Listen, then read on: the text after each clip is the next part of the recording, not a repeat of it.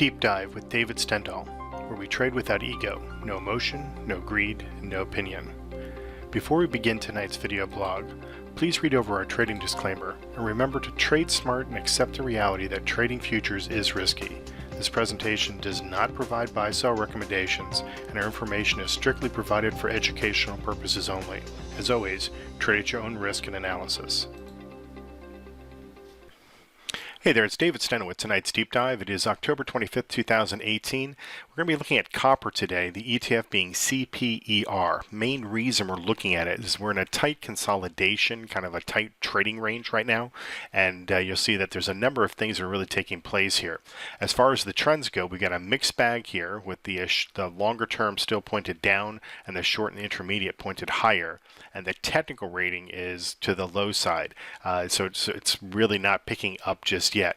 Now our systems are long the market. We only have one system that is long, but you'll see here in a second that there's room for some interest here. The market could go either way when you're in a trading range, but we've got a number of things that are taking place here.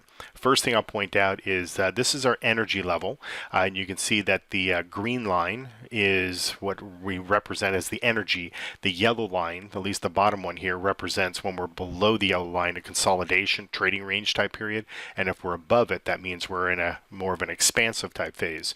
But right now we have been in a consolidation period for quite some time, and that's evident when you really look at the market itself, where it's been moving sideways. So the energy level is picking up on that, where it's low energy, and sometimes, well, not sometimes, when we actually have this type of a period, we're just waiting for something to happen that will make this explosive. The other thing that's taking place here is this is the yellow line right through here is the 50-day moving average, and it's been sitting on that for quite some time. We're also in an energy zone, which is different from the energy level. Energy zone is when we're in a tight consolidation. So we've got this upper boundary right through here, which is acting as resistance to the market, these two levels put together, and then we have a lower support level that is right through here, which is just a hair underneath the 50-day moving average. So we got three things that are telling us that we're in a sideways consolidation. Two are strong. One is the energy level, which obviously looks at the volatility of the market, and it's low. It means you're in a consolidation. We got the energy zone, the upper and lower levels here for support and resistance, and it's not really telling us that the market's in a sideways consolidation just by looking at the fact that we're above or below the 50-day, but you can see that it's virtually flat.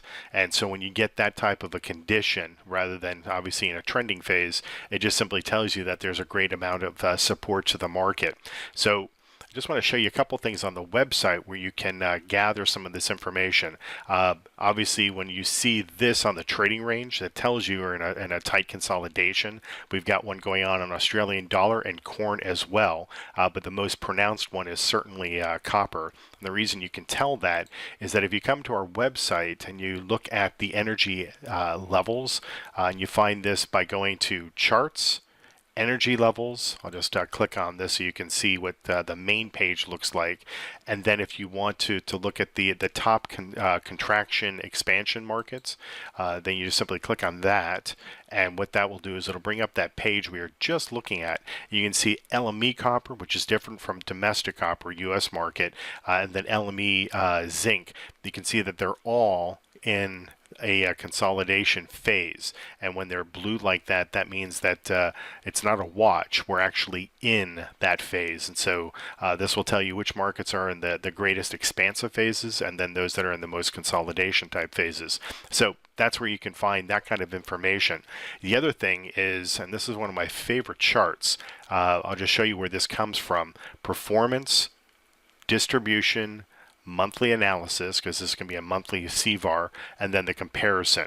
And what this is showing is for the month, you know, obviously we're just looking at 25 days, which markets are having big moves and which ones are above their CVAR level. I'm not going to get into what CVAR is. It's just a big move for the market, if you will. You can see that there's a number of markets: coffee to the plus side, sugar to the plus side, another sugar, one's London, one is domestic, above to the their CVAR levels. We've got the Russell 2000 on the negative side. we've got the S&P to the negative side above its CVAR. And so it gives you an idea as to relative to what is a big move for that market, how is the market doing for the month? Well, here's copper right through here.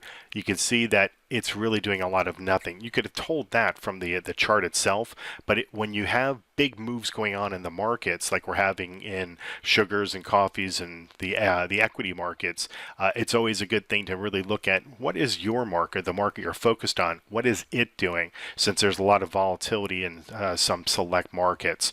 So that being the case, you can see that even though it's down on the month, relative to what would be a big or a small or a big move to the downside or a big move to the upside, it's right in the middle. And so from that perspective, if you look at soybeans, that's doing a lot of nothing on the month at this period of time.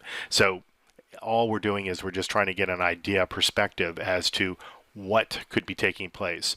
So what are the systems doing? Well, we've been long for a while, since mid last month. We've got a nice little open position profit in copper, and I would suspect that something big is going to happen. It could be a reversal to the downside. We'll just come back to the screen here.